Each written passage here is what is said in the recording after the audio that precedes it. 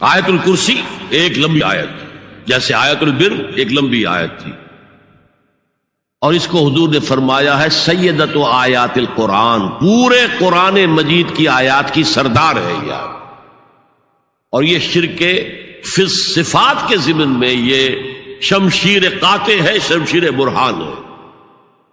اللہ لا الہ الا ہو الحی القیوم، یہ وہی ہے قل هو اللہ احد اللہ الصمد الحی، اللہ زندہ ہے، لیکن اس کی زندگی کو اپنی زندگی پر قیاس نہ کرنا۔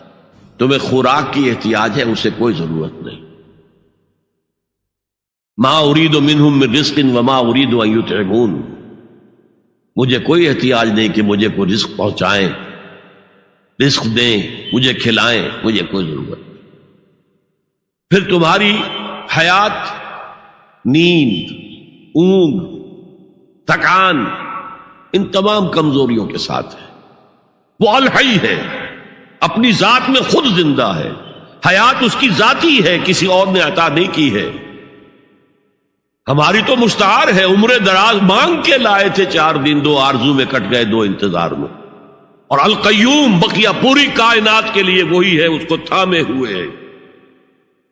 لا تاخذہ سنۃ ولا نوم، الحی، حیات کامل، کہ اس کو نہ نیند آتی ہے نہ اونگ آتی ہے۔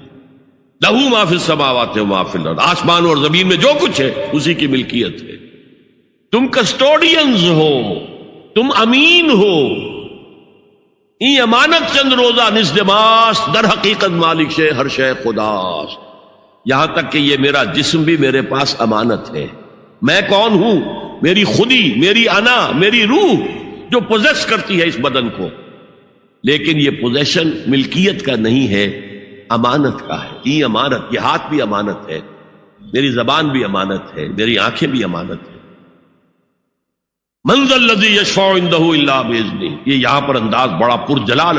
کون ہے وہ جو شفاعت کر سکے اس کے دربار میں مگر اس کے اذن سے؟ کسی کا ذاتی، کسی کا زور، کسی کا اختیار نہیں ہے کہ جس کی بنا پر وہ شفاعت کرے، ہاں اللہ کے اذن سے۔ اور دوسری جگہ پر آتا ہے جس کے لیے وہ چاہے گا اور جس کو اجازت دے گا، جیسے کہ آتا ہے اما یتساءلون میں، یوم یقوم الروح والملائکۃ صفا، اور ان میں سے کوئی بھی بات نہیں کر سکے گا، کلام نہیں کر سکے گا، لا یتکلمون الا من اذن له الرحمن، سوائے اس کے جسے رحمان اجازت دے، وقال صوابا، اور صحیح بات کرے گا، کوئی غلط بات نہیں کرے گا۔ یعلم ما بین ایدیہم وما خلفہم ولا یحیطون بشیء من علمہ الا بما شاء، وہ تو جانتا ہے جو کچھ بھی ان کے سامنے ہے اور ان کے پیچھے ہے، اور یہ کوئی احاطہ نہیں کر سکتا مخلوقات میں سے، اس کے علم میں سے کسی کا بھی، سوائے اس کے جو وہ خود چاہے۔ یہاں بڑے ہی لطیف انداز میں شفاعت باطلہ کے تصور کی نفی ہو گئی۔ دیکھیے، آپ کہیں جا کر کسی مجسٹریٹ سے سفارش کرتے ہیں تو کیا کہتے ہیں؟ اجی یہ فائل کے اوپر جو کچھ ہے آپ اس پر نہ جائیے، یہ گواہیاں وغیرہ جھوٹی ہو گئی ہیں، میں آپ کو بتاتا ہوں اصل بات کیا ہے۔ اللہ کے سامنے کوئی یہ کہہ سکے گا اے اللہ تیرے علم میں نہیں ہے، میرے علم میں ہے؟ یعلم ما بین ایدیہم وما خلفہم، وہ تو جانتا ہے جو کچھ ان کے سامنے اور جو کچھ ان کے پیچھے ہے۔ ولا یحیطون بشیء من علمہ الا بما شاء، اور ان میں سے کوئی بھی، جیسے کہ میں ابھی بتا چکا ہوں، بریلوی مکتب فکر بھی کہہ رہا ہے کہ اللہ کا دیا ہوا علم ہے، محمد الرسول اللہ کا جتنا ہے، لا محدود نہیں ہے، محدود ہے، قدیم نہیں ہے، حادث ہے۔ تو جتنا اللہ چاہتا ہے، جس کے لیے جتنا چاہتا ہے، لیکن اس کے علم میں سے احاطہ نہیں کر سکتا کوئی مگر جو وہ چاہے۔ وسع کرسیہ السماوات والارض، اس کا اقتدار چھایا ہوا ہے، مستولی ہے، آسمانوں پر بھی اور زمین پر بھی۔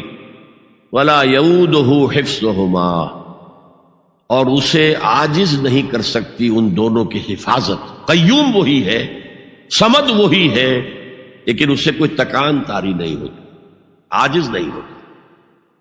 یہ اصل میں نفی ہے جو تورات حافظے سے مرتب کی گئی تھی، 587 میں نبوکڈنضر کا جو حملہ ہوا تھا اس میں اصل تورات گم ہو گئی. اس وقت سے آج تک وہ اصل تورات ان کے پاس نہیں. پیریڈ آف کیپٹیوٹی سے واپس آئے ہیں بیت المقدس میں سائرس کے لطف و کرم کی وجہ سے، ذوالقرنین کے لطف و کرم کی وجہ سے. پھر یادداشتوں سے لوگوں نے وہ تورات مرتب کی ہے، تو اس میں انسانی فکر شامل ہو گیا.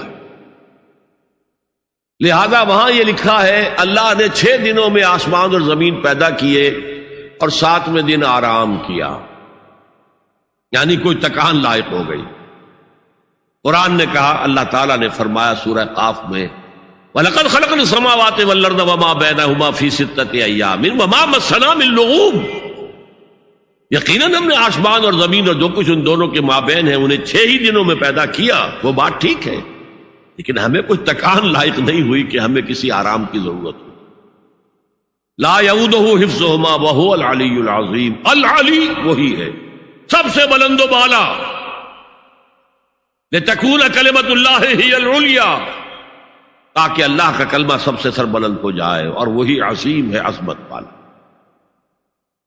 اللہ تعالیٰ مجھے اور آپ کو اس سے بچائے، اپنے سابقہ زندگی کے گناہوں پر توبہ کرنے کی اور اللہ سے استغفار طلب کرنے کی توفیق عطا فرمائے، اور اپنے دینی فرائض کی انجام دہی کے لیے کمر بستہ ہو جانے کا عزم مصمم کر لینے کی توفیق عطا فرمائے.